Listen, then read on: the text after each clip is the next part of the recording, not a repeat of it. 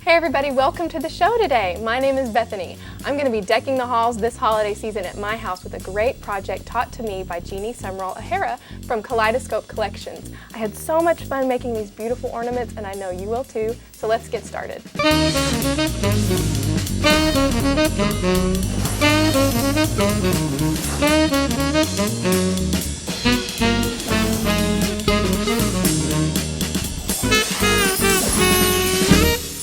So the first thing we're going to do is open up the software program Kaleidoscope Kreator 2.0, and this is by Kaleidoscope Collections. It's a really simple computer program to run.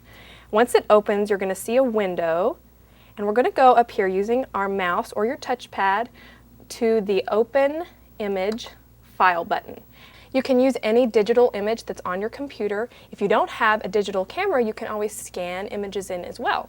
So I'm going to open up this stained glass picture, and this is actually a stained glass lamp that's hanging over my kitchen sink, and I thought it would make a really pretty kaleidoscope. Jeannie taught me a little trick about making these ornaments, that instead of making just one kaleidoscope and printing it off, we're actually going to make a kaleidoscope from a kaleidoscope, and that's how you get the beautiful detailed image. Okay, now it's opened up this image with a lace pattern, and that's a beautiful kaleidoscope, but what we want to do is create a circle kaleidoscope. So what I want to do is I'm going to take my cursor and I'm going to move it up here to this pie-shaped wedge. This is actually the shape selector button. Now you can see that all of the different templates have shown up here on our screen in a new window. And I'm going to be creating a circle, like I said, so I'm going to move my mouse over here to this circle, and I'm using the 10 segment circle. So I'm just going to double click on that. And now you can see that the shape inside of my photo has changed. Now, I really wanted my circle kaleidoscope to have a red center. Well, how do I do that? Well, what you do, you just use your mouse and go outside of your rectangle photo, and you're going to see that there's a double arrow that shows up. All you have to do to rotate your photo is click and drag, and you can see that your photo can turn. I'm going to make the edge of my pie wedge parallel with the edge of the photo, so I'm going to just turn that right now. And now you can see that there's a little bit of the pie wedge sticking outside of the photo. Well, I don't want that to happen. So you go back inside your rectangle, you're going to click and drag until the pie wedge is all the way on the inside of the photo. Now, if you look in the top right-hand side of this box, you can see that there's a kaleidoscope that's been created. And underneath that picture, it says circle, and then in parentheses it says 10. That's because we used the circle template 10 segment circle. If you want to see that larger to preview it, just go down here to this magnifying glass button. It says Preview Kaleidoscope, and click on that, and it opens up your circle kaleidoscope in a new window, and it's really big so you can see if you like how you have it. And I like how that's going to be. So now what we're going to do, we're going to go down here and click on OK of the preview. Now I'm going to go up, because I liked how this turned out, go up to the File button, click on that, and then I'm going to click on Save Kaleidoscope. Now the Save dialog box shows up, and this is where you put your file name and you save it to a file.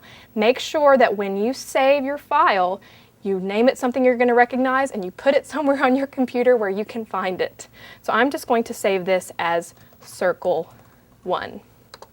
Click on Save, and then what it's going to do is save the kaleidoscope, and it's going to say Rendering Kaleidoscope, and it might take a few minutes. Once that's finished, we're going to start on something else. Okay, so now that we've saved our circle kaleidoscope, we're going to go back up to our Open Image File button and click on that. And now I'm going to find the circle kaleidoscope file. Click on Circle 1. Now you can see that the image inside that has opened up is our circle kaleidoscope. It still has the pie wedge shape in the middle, but I don't want the pie wedge shape. We're going to change it because this is the actual kaleidoscope we're going to print out to make our ornament with. So we're going to go back up to our shape selector button that looks like a piece of pie, open that up, and we're going to scroll down through all of these templates to our quilter's star, and we're using the 8 segment quilter star. So double click on that, and you'll notice that there's been a large diamond shape that has appeared inside of our circle kaleidoscope. It's dominating the middle part of the kaleidoscope, so there's lots of red showing, but I wanted all of the colors in it, so all we have to do, like I explained before, is go on the inside of your image, click and drag, and I'm just dragging over to one side to where my diamond is a little bit off center, and then I'm going to go up here and look on my preview button to make sure that that's exactly how I want it. So now this is the shape I really like that I want to print out for my kaleidoscope ornament. So what we're going to do is we're going to move our cursor up here to the File button, and a little menu flies out, and we're going to go down to Custom Print Options. When you go down to Custom Print Options, another menu is going to fly out, and we're going to go over to Print Multiple and click on that. Now we're printing 10 kaleidoscopes in 5 different sizes. We need 2 of each size, so that's why we need 10, and these are all going to print off on one sheet of 8.5 by 11 paper. So the largest size kaleidoscope we're going to print is a 3.5-inch kaleidoscope, and we're going to need 2 of those. So right here in this little box with these arrows, I'm going to put in 3.5, and then it says inches, and then times, and then I'm going to make this box say 2, and then I'm going to click on Add. And then you're going to see right below that is a box, and all of a sudden that 3.5-inch kaleidoscope and quantity 2 has shown up in that box. So that's what's going to happen the whole time. Now all 5 kaleidoscope sizes are in the box, and I have 2 of each, so that makes 10. Now we're going to go down here and click on OK. You don't have to check off print margins or show cut lines or anything like that. Just click on OK. Your printer dialog box is going to show up. If you're going to select on glossy photo paper or any of that kind of stuff, that's all in your printer properties. I'm just going to click on OK, and I'm ready to go to the printer. So we've gone to our printer, and you can see that all 10 of those kaleidoscopes have printed off onto this photo paper. We're going to cut out each one of these kaleidoscopes, but I sat down, in my chair and watched a movie with my husband while I did that, so it didn't really take that long. What you see here are the actual cut kaleidoscopes. And I cut, right on the edges with some micro tip scissors, and that made it really easy. Now what we want to do is make a base for our kaleidoscopes. So I have just some regular 8.5 by 11 cardstock. You can even use a scrap piece if you want to, because we're going to temporarily adhere the largest kaleidoscope to our black cardstock, just along the edge. Now, using those micro tip scissors, I'm just going to cut, leaving a little bit of a border just to add a nice background to this kaleidoscope. Here's one that I've already cut out, and it fits perfectly. Now, how are we going to hang these ornaments? Well, I have this 16th-inch hole punch. Here's one that I've already tied the embroidery floss on. I just got some silver embroidery floss and tied it through there and made a little knot. I don't want that knot to show, so we're just going to pull the knot down to the base right there, hold it with our fingers, and using just some regular tape, I'm just going to tape it down so it'll lie nice and flat. And there we have our hanger. Set that aside. Now, I just couldn't stop making these beautiful ornaments, but I wanted to put some sparkle on them with some glitter. So I'm going to use a little bit of transparent glitter. I like to use transparent glitter because if you accidentally blob your glue, you can't really tell because it's really just sparkle. It's not a lot of color to it. I'm also going to be using JudiKins Diamond Glaze. This is a water-based dimensional adhesive.